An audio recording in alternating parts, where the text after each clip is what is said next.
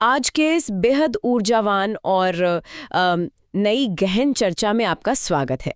आज हम एक ऐसे मुद्दे की तह तक जा रहे हैं जिसने गुपचुप तरीके से पूरी दुनिया के व्यापारिक नक्शे और सप्लाई चेन की बुनियाद को ही हिला कर रख दिया है। बिल्कुल। और ये मुद्दा है लाल सागर का शिपिंग संकट। हाँ, आज के इस सत्र का हमारा मुख्य मिशन ये समझना है कि कैसे यमन के हूती विद्रोहियों के हमलों ने वैश्विक व्यापार के सबसे व्यस्त रास्तों में से एक को पंगु बना दिया है।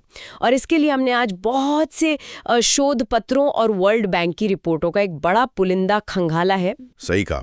इसमें centre for international maritime security के लेख, oilprice.com और केपलर के मैरीटाइम इंश्योरेंस आंकड़े भी शामिल हैं। और अगर हम इन सभी को मिलाकर देखें तो ये सिर्फ जहाज़ों के रास्ता बदलने की कहानी नहीं रह जाती। बिल्कुल नहीं। इसमें चीन की एक बहुत ही सुविचारित निष्क्रियता या कहें कैलकुलेटेड इनएक्शन शामिल है। इंटरनेट केबल्स के कटने और वैश्विक महंगाई के छिपे हुए पहलू भी हैं। ठीक है, आइए इसे विस्तार से समझते हैं। देखिए, इस पूरे घटनाक्रम को अगर हम सिर्फ इस नजरिए से देखेंगे कि वहां क्या हो रहा है तो हम पूरी तस्वीर नहीं समझ पाएंगे। हमें इसे ये क्यों मायने रखता है कि नजरिए से देखना होगा। एक क्षेत्रीय संघर्ष ने कैसे पूरी दुनिया की अर्थव्यवस्था को अपनी चपेट में ले लिया है, ये आधुनिक भू राजनीति का एक बहुत बड़ा और खौफनाक केस स्टडी है।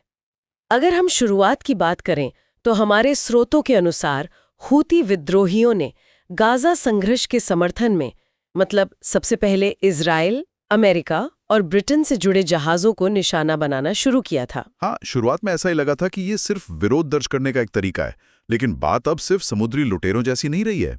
उन्होंने एक परिष्कृत बहुआयामी रणनीति यानी एक मल्टी डोमेन स्ट्रैटेजी अपना ली है। 23 से दिसंबर 2024 के बीच 200 से अधिक हमले हुए हैं और दुख की बात है कि 12 लोगों की जान भी गई है। यहाँ जो बात सबसे अधिक आकर्षित करती है वो है किसी गैर राज्य अभिनेता यानी एक नॉन स्टेट एक्टर के पास इतनी उन्नत सैन्य क्षमता का होना।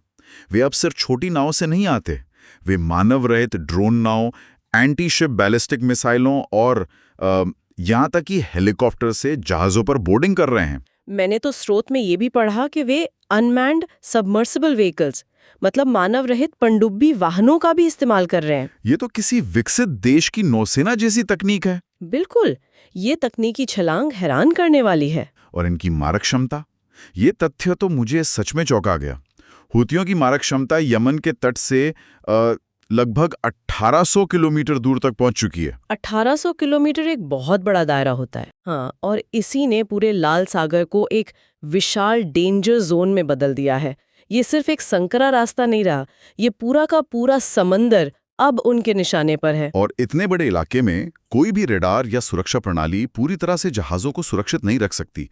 अमेरिका और ब्रिटेन ने ऑपरेशन प्रॉस्पेरिटी गार्जियन जरूर शुरू किया, लेकिन वो भी इस विशाल क्षेत्र को पूरी तरह से सुरक्षित नहीं कर पाए हैं। और यहाँ बात सच में बेहद दिलचस्प हो जाती है, क्योंकि जब अमेरिका और ब्रिटेन ये सब कर रहे थे तो चीन कहाँ था? लाल सागर में चीन का बहुत बड़ा आर्थिक हित है। बिल्कुल, उनका सिल्क रोड इनिशिएटिव वहीं से गुजरता है। हाँ, और जिबूती में उनका सैन्य अड्डा है, मिस्र और सऊदी अरब के बंदरगाहों में उनकी हिस्सेदारी है। फिर भी उन्होंने खुद को अमेरिका के इस ऑपरेशन से पूरी तरह दूर रखा। इसे ही कूटनीति में सुविचारित निष्क्रियता कहा जाता है।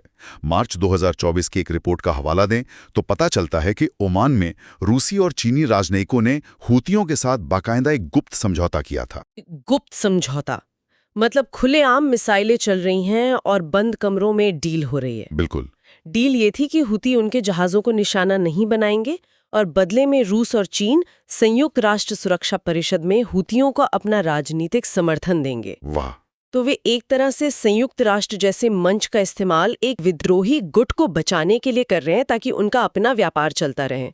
मैंने पढ़ा कि चीनी जहाज तो अपने ट्रांसपॉन्डर पर ऑल चाइनीज क्रू का बाकायदा प्रसारण करते हुए सुरक्षित निकल रहे हैं। हाँ, और इसे फ्री राइडिंग रणनीति कहते हैं। हाँ। ये चीन के लिए पूरी तरह से एक विन विन सिचुएशन है। विन विन कैसे? देखिए, यदि अमेरिका हूतियों को रोकने में सफल हो जाता है तो चीन का व्यापार बिना किसी सैन्य खर्च या जोखिम के अपने आप सुरक्षित हो जाता है। मुफ्त की सुरक्षा। और यदि अमेरिका विफल रहता है, जो कि अभी हो रहा है, तो चीन के जहाजों को सुरक्षित रास्ता मिलने के कारण उसे दुनिया भर के व्यापार में एक अनुचित लेकिन बहुत बड़ा लाभ मिलता है। बाकी दुनिया के जहाज घूमकर जा रहे हैं और चीन सीधे रास्ते से जा रहा है। लेकिन इस पूरी चालाकी में एक बहुत बड़ी विडंबना भी है।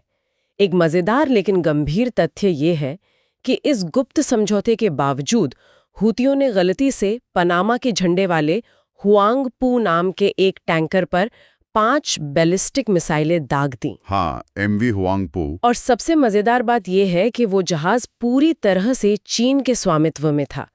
पनामा का झंडा होने के कारण शायद हूतियों को गलतफहमी हो गई, लेकिन इस पर चीन की प्रतिक्रिया क्या थी? उनकी प्रतिक्रिया बेहद ठंडी रही, नाम मात्र की। बिल्कुल, 5 मिसाइलें लगने के बाद भी चीन शांत रहा।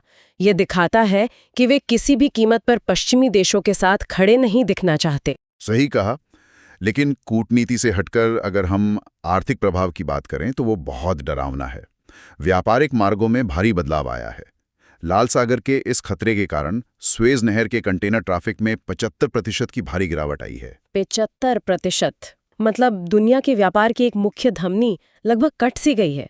और इन जहाज़ों को अब अफ्रीका के केप ऑफ गुड होप से होकर एक बहुत लंबा चक्कर लगाकर जाना पड़ रहा है। और इस लंबे रास्ते का सीधा मतलब है यात्रा में 10 से 14 दिन अतिरिक्त लगना। 10 से 14 दिन की देरी से तो पूरी सप्लाई चेन ही जाम हो जाती है। बिल्कुल, और सिर्फ समय नहीं, ईंधन की खपत भी 40% तक बढ़ जाती है। और इसका असर माल भाड़े पर भी तो पड़ा है। हमारे डेटा के अनुसार एशिया से यूरोप का माल भाड़ा 300% से अधिक बढ़ गया है। हाँ, जो किराया पहले $1500 प्रति TEU हुआ करता था, वो अब $5000 के पार चला गया है। और समुद्री बीमे का भी तो पूरा गणित बिगड़ गया है। केपलर के इंश्योरेंस डेटा को देखें तो युद्ध रिस्क प्रीमियम यानी वॉर रिस्क प्रीमियम पोत के मूल्य के 0.7% तक पहुंच गया है। करोड़ों डॉलर के जहाज के लिए ये एक बहुत बड़ी रकम है। बिल्कुल, और वैश्विक तेल बाजार को भी नहीं भूलना चाहिए। कच्चे तेल जैसे ब्रेंट और WTI के दामों में रिस्क प्रीमियम के तौर पर $2 से $4 प्रति बैरल जुड़ गए हैं। ये बाजार की घबराहट को दर्शाता है। यहाँ श्रोताओं को ये समझना बहुत जरूरी है कि ये सब किसी दूर समंदर की कोई किताबी कहानी नहीं है। परिवहन लागत और तेल के दाम बढ़ने का सीधा मतलब है हमारे रोजमर्रा की चीजों, पेट्रोल, गैजेट्स, इन सब की कीमतों में वृद्धि। यानी सीधा सीधा महंगाई या इन्फ्लेशन। बिल्कुल। तो इन सब का क्या मतलब है? बात सिर्फ पैसों या अर्थशास्त्र की नहीं है, बल्कि पर्यावरण की भी है। और ये पहलू मुझे सबसे ज्यादा विचलित करता है। आप रूबीमार जहाज के डूबने की बात कर रही हैं। हाँ, विश्व बैंक की रिपोर्ट का गहराई से विश्लेषण करें तो हूती हमलों के कारण रूबीमार और ट्विटर जैसे विशालकाय जहाज डूब गए। और रूबीमार तो अपने साथ भारी मात्रा में उर्वरक और तेल ले जा रहा था। उसका रिसाव सीधे लाल सागर में हुआ है। और उपग्रह चित्रों से जो डेटा मिला है वो सच में चौंकाने वाला है। संकट शुरू होने के बाद से लाल सागर में तेल की परत यानी ऑयल स्लिक्स 113% बढ़ गई है। 113.8%। और क्या आपको पता है कि ये कितने बड़े इलाके में फैल चुका है? कितना? ये 8000 वर्ग किलोमीटर में फैल चुका है।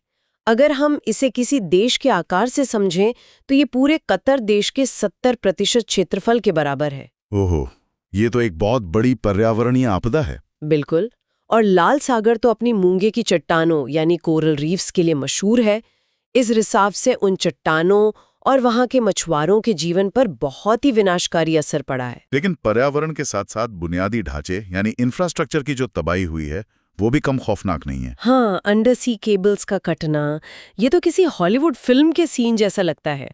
जब रूबीमार जहाज डूब रहा था तो उसका लंगर मतलब उसका भारी भरकम एंकर समंदर की तलहटी पर घिसटता हुआ चला गया। और लाल सागर का वो हिस्सा दुनिया के इंटरनेट के लिए एक बहुत बड़ा चोक पॉइंट है। हाँ। उस घिसटते लंगर का नतीजा ये हुआ कि लाल सागर की 15 में से 4 under water fibre optic cables cut गईं। 15 में से 4 केबल्स। और इसका असर ये हुआ कि एशिया, यूरोप और मध्य पूर्व के बीच का 25% इंटरनेट और वित्तीय संचार अचानक से बाधित हो गया। 25% डेटा ट्रैफिक रुक जाना कोई छोटी बात नहीं है। आज की डिजिटल इकोनॉमी में जहां शेयर बाजार और बैंकिंग सब कुछ मिली सेकेंड्स पर निर्भर है, ये एक बहुत बड़ा झटका था। बिल्कुल।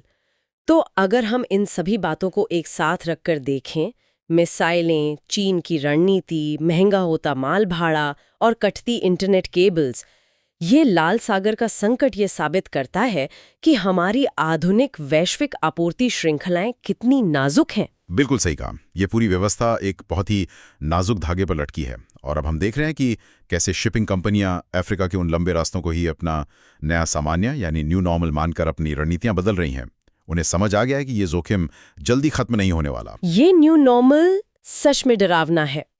इस पूरी चर्चा के बाद मैं श्रोताओं के मन में एक विचार छोड़ना चाहूंगी जो शायद उन्हें सोचने पर मजबूर कर दे। हाँ, बताइए। अगर सस्ते ड्रोन और मिसाइलों वाला एक छोटा सा गैर राज्य गुट दुनिया के पूरे व्यापारिक नक्शे को